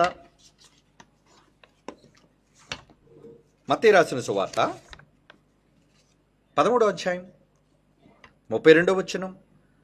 మత్తయి సువార్త 13వ అధ్యాయం 32వ వచనం. మనుష్య కుమారునికి, చదవండి కమాన్ ఇమీడియట్. మనుష్య కుమారునికి చదవరా? 12 క్షమించండి, మత్తయి సువార్త 12వ అధ్యాయం 32. మత్తయి సువార్త 12వ అధ్యాయం 32. మనుష్య కుమారునికి విరోధముగా మాట్లాడువానికి పాప క్షమాపణ కలదు. ఒకళ్ళు నేనే మాట్లాడేశాను అనుకోండి, నా క్షమాపణ ఇస్తాడు నా యేసు ప్రభు, మీలాంటి కాడు. మాటికి వైరల్ చేసేసి 100 సార్లు నేను ఒక్కసారి బెచ్చగాడంటే మీరు 1,00,000 సార్లు బెచ్చగాడని చెప్తున్నారు. మీరే అసలైన బెచ్చగాళ్ళు. ఒకవేళ మిమ్మల్నైనా క్షమిస్తాడు, నన్నైనా క్షమిస్తాడు నా యేసు అంత గొప్పడు. మనుష్య కుమారునికి విరోధంగా మాట్లాడువానికి పాప క్షమాపణ కలదు. ఎందుకంటే మరి మనుష్య కుమారునికి విరోధంగా మాట్లాడేశాను కదా. ఒక క్రైస్తవుడేయండి యేసు ప్రభు రక్షణ పొంది ఆయన విరోధంగా మాట్లాడనే కదా ఈరోజు జనాలు రెచ్చగొడుతున్నారు. ఓకే, కానీ నా యేసు అంటే తెలుసా, నన్ను క్షమిస్తాడు ఈ విషయంలో. మనుష్య కుమారునికి విరోధంగా నేను మాట్లాడలేదు, నేను నా యేసుకు విరోధంగా మాట్లాడలేదు. కానీ ఆ మాటను వక్రీకరించి మీరు చెబుతున్నా ఈ మూర్ఖులు అర్థం చేసుకోలేంటో తెలుసా, దానికైనా పాప క్షమాపణ ఉందా. కానీ ఇప్పుడు మీ వస్తున్నారు చూడండి, పరిశుద్ధాత్మకు విరోధంగా మాట్లాడువానికి ఈ యుగమందైనను రాబో యుగమందైనను పాప క్షమాపణ లేదు. ఎందుకో తెలుసా? పరిశుద్ధాత్మ విరోధం మేము ఎక్కడండి మాట్లాడమంటారా? యెహోవాను తండ్రిగా ఒప్పుకొని మూర్ఖులు కనుక మీరు, ఆయన పంపగా వచ్చిన యేసు ప్రభువును కుమారుడిగా అంగీకరించరు కనుక, అందుకే మీరు చదివించిన ఏమని? తండ్రిని కుమారుణ్ణి. 1 యోహాను పత్రిక 2వ అధ్యాయం 22వ వచనం. మీకు ఎలాగ మాట్లాడేదానికి బైబిల్ బేస్ ఉండదు, మేము మాట్లాడే ప్రతి దానికి బైబిల్ బేస్. తండ్రిని కుమారుణ్ణి ఒప్పుకున్నవాడు ఎవడో విరోధి. ఏమంటే క్రీస్తు విరోధి. ఒప్పుకోకుండా ఈయన కొడుకన్నందుకు తక్కువ కాడు. ఇటు యేసు ప్రభువే కోరుండి, నేను నా తండ్రి పంపగా వచ్చిన వాడును, నా తండ్రి కంటే నేను తక్కువ వాడును, నా తండ్రి కంటే నేను గొప్పవాడిని కాను, నా తండ్రికి తెలిసిన సంగతులు నాకు తెలియవు, సర్వాధికారమైన సృష్టి ఎప్పుడు ముగిసిపోతుందో నాకు తెలియదు అని యేసు ప్రభు ఒప్పుకున్నాడు. అంటే తక్కువవాడే కదండి. తక్కువవాడంటే మీకెందుకు బాధ వచ్చేస్తుంది? అంటే త్రిత్వ సిద్ధాంతం. దీని వెనక కారణం ఏంటంటే త్రిత్వ సిద్ధాంతం. వీళ్ళు ముగ్గురు ఒకటే, తండ్రి కుమారుడు పరిశుద్ధాత్ముడు ఒకడే. ఆయన యెహోవా యేసు ప్రభువే పరిశుద్ధాత్మ. ఒక్కడే ముగ్గురుగా కనబడుతున్నారు. ఈ దిక్కుమాల పదాలు ఏకత్వంలో బహుళత్వం ఏకత్వం ఎక్కడ బైబిల్లో కనబడవు మీకు. ఈ త్రిత్వం అనే పదాన్ని కానీ ఈ బహుళత్వాలు కానీ ఎక్కడా మీకు కనబడవు. అంటే ఇలాంటి వాటివి ప్రజలకు చూపించి రెచ్చగొట్టి మమ్మల్ని మీరు క్రీస్తు విరోధులుగా చూపిస్తారు. మా క్షమాపణ ఉందరా? మా క్షమాపణ ఉంది, కానీ తండ్రిని కుమారుని ఒప్పుకొని మీరే క్రీస్తు విరోధులు. మీకు ఈ యుగం అంత కాదు కదా, రాబో యుగంలో కూడా క్షమాపణ లేదు. ఇప్పుడు ప్రపంచంలో ఎంతమంది తండ్రిని తండ్రిగా, యెహోవాను తండ్రిగా ఒప్పుకోకపోయినా, కుమారుని క్రీస్తుగా ఒప్పుకోకపోయినా వాళ్ళు పోయేది నరకం. ఈ మాట యేసు ఒక్కడే అంటున్నాడు అనుకున్నారా? ఇది యేసన్న మాట. మత్తయి సువార్త 12:32 యేసు ప్రభు అంటున్న మాట. తండ్రి అయిన దేవుడు, ఆయనకి తండ్రి అయిన దేవుడు యెహోవా అన్న మాట ఏంటో చూస్తారా? తీయండర్రా క్రీస్తు విరోధులారా, తీయండి. మలాకి గ్రంథం 1వ అధ్యాయం 6వ వచనం చూడండి. మలాకి గ్రంథం 1వ అధ్యాయం 6వ వచనం. కుమారుడు తన తండ్రిని ఘనపరుచును కదా. యేసుప్రభు అదే చేశాడు. నాకంటే నా తండ్రి గొప్పోడు. కుమారుడు తన తండ్రిని గనపరచును కదా. దాసుడు తన యజమానుని గనపరచును కదా. నా నామమును నిర్లక్ష్య పెట్టి యాజకులారా. ఇంతకీ దందా చేసింది అంతా ఎవరు? అందరు పాస్టర్లు కాదండి. మమ్మల్ని అర్థం చేసుకున్న వాళ్ళు, సేవకులైన వాళ్ళు, జ్ఞానవర్ధమైన వాళ్ళు చాలామంది ఉన్నారు. కానీ ఈ చిల్లర చాలామంది. అంటే ఏంటి? మాటికి యేసుప్రభు బెచ్చగాడని టైటిల్ పెట్టడం. యేసుప్రభు బెచ్చగాడని హిందువులు ఎవరికి తెలియదండి.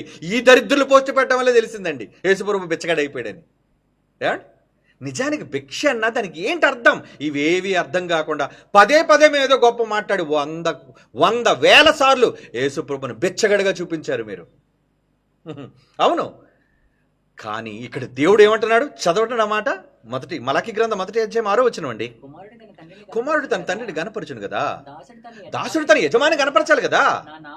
నా నామము నిర్లక్ష్య పెట్టి యాజకులారా, దొంగ సేవకులారా. మాటికి బైబిల్లో రాయబడిన వాక్యానికి కౌంటర్లు ఇవ్వడం చేత కాదు. కానీ వాక్యం చెప్పొచ్చుగా. వాక్యం చేత కాదు. ఏమండి? మాటికి బెచ్చగాడు ఏంటి? సినిమా అనుకున్నావు ఏంటది? నా నామము నిర్లక్ష్య పెట్టి యాజకులారా, ఈ దొంగ సేవకులతో చెప్తున్నాడు. నేను తండ్రిని రా. నేను తండ్రిని రా. మీరు యెహోవాని పిలిచినా ఐఎమ్ ఫాదర్. నేను తండ్రిని అయితే ఏదిరా నాకు రావాల్సిన ఘనత అని అడుగుతున్నాడు తండ్రి. ఏమండి? కొంతమంది అన్నారు, మా యేసుప్రభునంటే మాకు రోషం వచ్చేది. యేసుప్రభునంటే నీకు రోషం వస్తే ఆయనను ఆయన భూమి మీదకి పంపిన తండ్రిని పట్టించుకోవద్దు. మాకు రాదురా రోషం? రావాలి మాకు కూడా రోషం. నా తండ్రిని అంటే సహించను. యేసుప్రభు కూడా అన్నాడు, అందుకే తండ్రిని అంటే ఆయన విడిచిపెట్టలేదు ఎవరిని. తండ్రిని అనడానికి మీరెవరు? ఈరోజు యేసుప్రభు ఒక్కడే కనబడుతున్నాడా? కానీ యేసుప్రభు వెనక ఎవరున్నారో తెలుసా? ఈ లోకంలోనికి రావడానికి, సిలువే పడ్డానికి, మృత్యువుని గెలవడానికి అన్నిటికీ మూలం వన్ ఫాదర్, హీ సుప్రీం. ఆయన పట్టించుకున్నారా? ఆయనకి ఏమైనా ఘనతనిస్తున్నారా? ఆయన గురించి గొప్పగా ఏమైనా చెప్తున్నారా? మీ ఎప్పుడు చూడండి తండ్రి గురించి చెప్పరు. ఏమండి? ఎప్పుడు యేసొక్కడే ఏసయ్యా ఏసయ్యా ఏసయ్యా ఏసయ్యా. ఏమండి? తండ్రి గురించి కానీ పరిశుద్ధాత్మ గురించి రాయరు. కానీ మేము అలా కాదు. విరోధులారా, మేము అలా కాదు. తండ్రికి ఇవ్వవలసిన ఘనత తండ్రిది, కుమారుని గణపరచవలసిన ఘనత కుమారునిగా మేం గణపరిచినట్టుగా మీరు ఎవరిని గణపరిచారా? చెప్పండి. యేసు ప్రభు ఏమంటే తమిళ హిందూ అన్నారండి. యేసు ప్రభుకి పెళ్ళయింది అన్నారండి. యేసు ప్రభువుని గురించి తప్పుడు మాటలు మాట్లాడండి. ఈ తప్పుడు వ్యాఖ్యానాలు చేస్తున్నప్పుడు ఏమండి మీకు అంత రోషం ఉంటే, అంత చేవ ఉంటే యేసు ప్రభుని అనేసామని బాధపడిపోతున్నారు కదా. ఏమండి? ఈ తండ్రి దగ్గర తండ్రి భిక్ష వేశాడు అనే దానికే మీకు ఎంత రోషం వచ్చేస్తే, యేసు మగ్దలేని మరియతో పిల్లల కన్నాడు. ఆయన తల్లి ఒక వ్యభిచార సంబంధంగా కన్నదనుడు. మరి ప్రబుద్ధులందరూ ఏమైపోయారు? నోరులు రాలేదురా క్రీస్తు విరోధులరా మీకు? ఎందుకురా గొంతు సైలెంట్ అయిపోయింది? ఆ రోజు నిలబడింది పక్షాన జైశాలి క్రైస్ట్ చర్చ్ BOUI మర్చిపోకండి. ఇది కట్టు కదా అనుకున్నారా? కమాన్ ప్లే. మేము పిలవగానే 1000 మంది పిల్లలు యేసుక్రీస్తు వివాహితుడు పెళ్ళి అయిపోయిందని చెప్పారా? అప్పుడు మరి ఈ బెచ్చగాళ్ళుగా పెద్ద పోస్టులు పెట్టి మాటికి మాట్లాడి ఈ బెచ్చగాళ్ళందరూ ఏమయ్యారు? యూట్యూబ్ బెచ్చగాళ్ళు వీళ్ళంతా. యూట్యూబ్ బెచ్చగాళ్ళు ఏమయ్యారా మీరంతా? కమాన్ ప్లే. సౌండ్ ఈనానా చూడండి జాగ్రత్తగా. సాక్ష్యాలు ఇవి మీకు. సాక్ష్యాలు. BOUI మొదట నిలబడింది యేసునందుకు. A fragment of an ancient Egyptian papyrus known as the Gospel of Jesus' Wife was unveiled in 2012, containing the phrase, "Jesus said to them, my wife." My wife అన్నాడు మగ్దలేని మరియతో. ఈ సన్నాసులు చెప్తున్నారు. మీరు ఎవరినైతే విదేశీయులు నమ్ముకున్నారో ఆ విదేశీ సన్నాసులు చెప్తున్నారు ద లాస్ట్ గాస్పల్ అట. అలాంటప్పుడు డావెన్సీ కోడ్ అనేది రాసినప్పుడు నా తండ్రి జైశాల్ రా జబ్బ చరిచాడు. బైబిల్ పక్షాన్ని పిలిచాడు రా. పిలవటమే కాదురా, 1000 మంది ఎలా వచ్చామో మీ కళ్ళుతో చూసి కుళ్ళి కృషించండి రా. 1000 మంది జనాన్ని చూసి మా సైన్యం ఎవరు? మా సైన్యం అదిగో సాక్షి పేపర్లు ఒకసారి పాస్ చేయనా. ఏమండి? మేము అన్న మాటలను ఏమండి పత్రికల్లో ప్రచురించే, పత్రికల్లో ఒక సాక్షి, ఒక ఈనాడు, ఏమండి మేము చేసిన పనులు. కమాన్ ప్లే. క్రీస్తుని అన్నందుకు ఇది మర్చిపోకండి. మా పేర్లే కనబడతాయి. అక్కడ ఉన్నారు కొంతమంది, కొన్ని సంఘాలు వేళ్ల మీద లెక్క పెట్టి ఒకళ్ళిద్దరు మాత్రమే కలిశారండి. మిగతా ఏ సంఘాలు కలవలేదండి. ఎందుకో తెలుసా? పాస్ చేయనా. అప్పుడు రమ్మంటే మనం సవాళ్ళు చేయకూడదండి. ఈ గాజులు వేసుకున్న వీళ్ళు యేసుప్రభు అంటే యూట్యూబ్ పెద్ద రోషం వచ్చి యూట్యూబ్ నందు ఈ బెచ్చగాళ్ళు డబ్బుల కోసం వ్యూస్ కోసం మాట్లాడుతున్నారే. రే క్రీస్తు విరోధులారా, అలా ఏమైపోయారా మీరంతా? నిద్రపోతున్నారా లేదా చీరలు కట్టుకొని గాజులు వేసుకుని కూర్చున్నారా? యేసుప్రభుని అంటుంటే నా యేసునన్నందుకు మేమురా నిలబడింది, ఈ తెలుగు రాష్ట్రాల్లో నిలబడింది మేము. TV9 లాంటి దాంట్లో సవాలు చేసింది, డావెన్సీ కూడా మీద సవాల్ చేసింది ఎవరో? మీరు ఎవరైనా సవాల్ చేశారు? ఇంటర్నేషనల్ ఛాలెంజ్ చెప్పండి రా, ఎవరైనా సవాల్ చేశారా? నా ప్లే చేయక జనాలు చూడండి. యేసు వివాహితుడు అన్నందుకు హెచ్చరిక ఇచ్చాం. న్యూస్ పేపర్ల హెచ్చరిక. ఆంధ్ర, తెలంగాణ, బెంగళూరు, చెన్నై. పాట వినండి రా, పాట వినండి. నోరు మూయించే నీవే, కాలమే రాస్తున్న ప్రతివాడికి యేసు ఎవరో చెప్పాలి నీవే. పరిశుద్ధుడురా, పవిత్రుడురా, అతని గుణాలను ప్రకటించే యాజకుడివిరా. పరిశుద్ధుడురా, పవిత్రుడురా, అతని గుణాలను ప్రకటించే యాజకుడివిరా. వాదించి ఒప్పించి గెలిపించరా యేసుని. భూమిని తలక్రిందులు చేయువారే ఈ తరంలోనే వచ్చినారే. భూమిని తలక్రిందులు చేయువారే ఈ తరంలోనే వచ్చినారే. మా సింహాలు రా, ఆడ సింహాలు, మగ సింహాలు రా. ఇవన్నీ నువ్వు ఏ రోజున వచ్చావు రోడ్డు మీదకి? నీ మొహం యూట్యూబ్ లో కూర్చొని లోన దీపి పెట్టడం కాదురా రే క్రీస్తు విరోధి.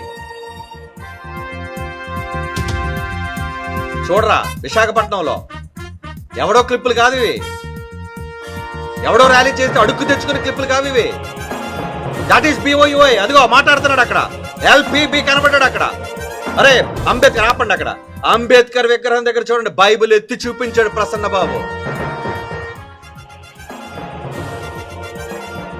వెనకాతలే సింహం, సంగీత సింహం ఉంది చూడండి రా. కింగ్ జాన్సన్ విక్టర్, సంగీత సింహాలం రా. మేమంతా ఏసునన్నందుకు తినేస్తాం. ఎవరినైనా ఏసునన్నందుకు తినేస్తాం. నువ్వు చేతకానుడు గదిలో కూర్చొని ఒక DP పెట్టి బెచ్చగాడని చెప్పడానికి సిగ్గు లేదు నీకు? 10 సార్లు యేసుప్రభు కోసం చెప్పడానికి నీకు అంత దమ్ముంటే మాలాగొచ్చి ఎదుర్కోరే. నోరు మూయించి చూద్దాం వెళ్ళి దొంగ వాళ్ళని. ఈరోజు బైబిల్పై నోరు పారేసుకున్నారు చాలా మంది. మాలా సవాలుకి పిలిచి నోరు మూయించు. నీ మొహం నువ్వే నోరు మూసుకొని దండం పెట్టి వచ్చేసావు చేతకానుడు నువ్వు. ప్లే. యేసుకే పెళ్ళన్న ప్రతివాడికి నోరు మూయించే మగాడు నీవే. కాలమే రాస్తున్న ప్రతివాడికి యేసు ఎవరో చెప్పాలి నీవే. కనబడేది BOUI, AITCC. పవిత్రుడు ఒక రాష్ట్రం కాదురా, 8 రాష్ట్రాల్లో. యాజకుడివిరా. అదిగో సింహం. ఒప్పించి గెలిపి చూడరా జనాన్ని, చూడరా జనాన్ని.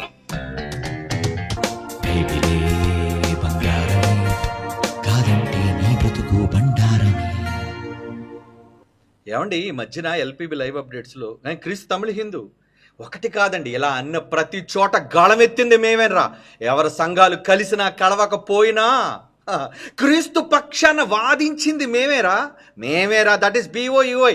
యేసు ప్రభు నేనే ఏదో అన్నానని ప్రజలను ఏదో తిరుగుబాటు చేయిస్తున్నామే. రే చేతకానోడా, చేతకాని. ఈ మాటలు పోస్టులు పెట్టేవాళ్ళు అందరితో చెబుతున్నాను, మీరు చేతకాని వాళ్ళు. లేదు మాకు దమ్ముంది, చేతనైంది అంటారా? ఇప్పుడు మాట్లాడుతున్న ఎవరినైనా సరే జైశాలి PD సుందర్రావు నోరు మూయించినట్లుగా మూయించగలరా మీరు? ఒక రావుపూడి వెంకటాద్రి నోరు మూసాడు, ఇంకా మాట్లాడలేదు వాడు. కమాన్ వినండి, మరలా చెప్తున్నాను. ఒక జైశాలి PD సుందర్రావు, రావుపూడి వెంకటాద్రి నోరు మూయించాడు, మాట్లాడలేదు వాడు. NV బ్రహ్మం నోరు మూసుకున్నాడు, వేదవ్యాస నోరు మూసుకున్నాడు, అహ్మద్ దేదాద్ నోరు మూసుకున్నాడు. వీళ్ళందరూ నోరు మూసారా, మాట్లాడలేదు. అలా చేసాంరా యుద్ధం, అదిరా పోటీ. ఎందుకో తెలుసా? యేసు ప్రభు కోసం. నువ్వు నిలబడలేదు, అప్పుడు నీకు బొడ్డు కూడా కోసలేదు. నువ్వు చిన్న బచ్చాయి ఉంటావు, చిన్న పిల్లాడివి. అప్పుడు చాలామంది పుట్టుండ్రు కూడా మేము ర్యాలీ చేసేటప్పుడు. ఏంట్రా తెలుసు మీకు చరిత్ర? మీకు ఏం తెలుసు పాత చరిత్ర? ఏదో క్రైస్తవుల మీద ఏదో తిరుగుబాటు చేసినంత మేము భయపడిపోతాం అనుకున్నా. రే సింహాలం రా, సింహాలం మేము, సింహాలం. ఎవడికి భయపడాం? ఎవడికి భయపడాం. ఏమండి మేసాలు తిప్పినందుకు బాధ. నువ్వు తిప్పు సోదరా మేసాలు, నీకు తిరగకపోతారా నేను తిప్పుతాను పోనీ. ఏమండి క్రీస్తు కోసం తిప్పానని చెప్పాను రా మేసం. అయినా ఎందుకర్రా మీకు అసూయ? మేము చేసినట్లుగా మీరు చేస్తే మీకు సలాం కొడతాండి, హ్యాట్స్ ఆఫ్ అంటా మేము కూడా. ఎందుకంటే మీరు మన క్రీస్తు పక్షాన్ని కదా చేస్తున్నారు. చెయ్యండి ర్యాలీలు, వేలకు వేలుగా రోడ్ల మీదకి వచ్చి క్రీస్తు పక్షాన్ని నిలబడింది మేము అని ధైర్యంగా అతిశయంగా చెప్పుకున్నాం మేము. నీలా కేవలం కూర్చున్నప్పుడు యూట్యూబ్ లేదనుకున్నా ఉందే, కానీ న్యూస్ మీడియాను కూడా వణుకు పుట్టించారు. ఆ న్యూస్ మీడియాను వణుకో. అరే ఎవడు మాట్లాడడానికి వీళ్ళది యేసు ప్రభు కోసం అని TV9 TV5 అట్లా మాట్లాడారా? ఎన్ని సాక్ష్యాలు నీకు తెలియకపోతే వెళ్ళరా చూడు, హిస్టరీ చదవరా. నీకు తెలియవేవి యేసు ప్రభుననేసరి యేసు ప్రభుననేసరి యేసు ప్రభుననేసరి. అరే యేసునన్నందుకు మేమురా నిలబడింది, ఆ రోజు నిలబడింది మేమే. మరలా చెప్తాను, భవిష్యత్తులో ఎవడైనా ఢీ కొట్టి బైబిల్ తప్పు యేసు తప్పు అంటే, యేసు తప్పు అంటే చెప్తున్నాను, వాడిని ఓడించి మెడలు వంచేసేది మేమరా. అలాంటి ఎవడైనా ఉంటే తీసుకురా. కమాన్ టర్మ్స్ అండ్ కండిషన్స్. మేము ఓడిపోతే బైబిల్ని వదిలేస్తాం. అలాంటి సవాల్ నువ్వు చేయగలవా? నువ్వు ఓడిపోతే హిందువుడిగా మారిపోయి సవాల్ నువ్వు చేయగలవా?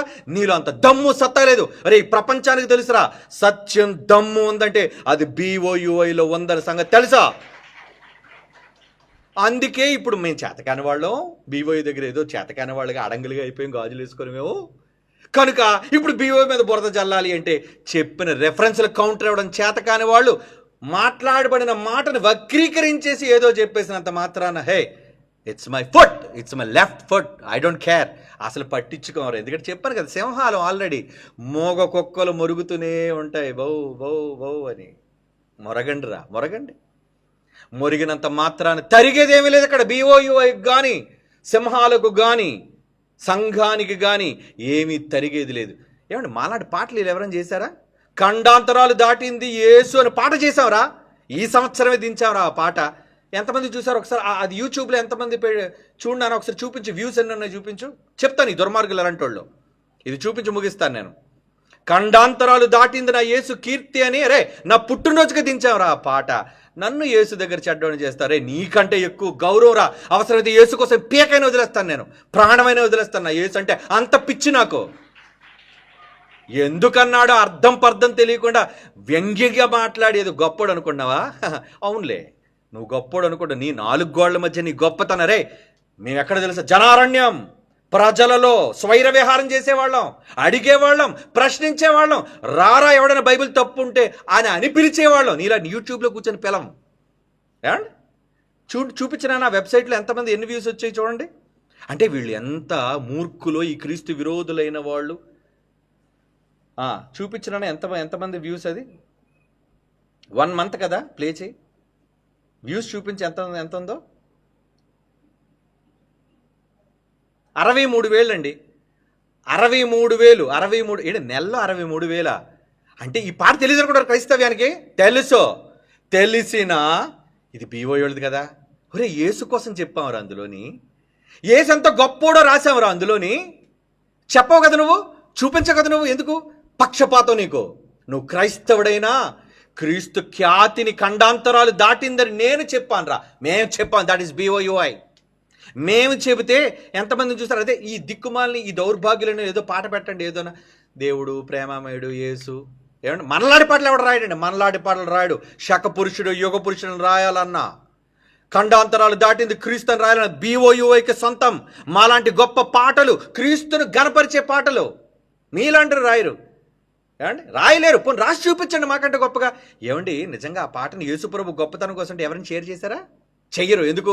BOUI BOUI రాశారు. అంటే BOUI కోసం యేసుప్రభువును కూడా ఏం చేస్తావు నువ్వు?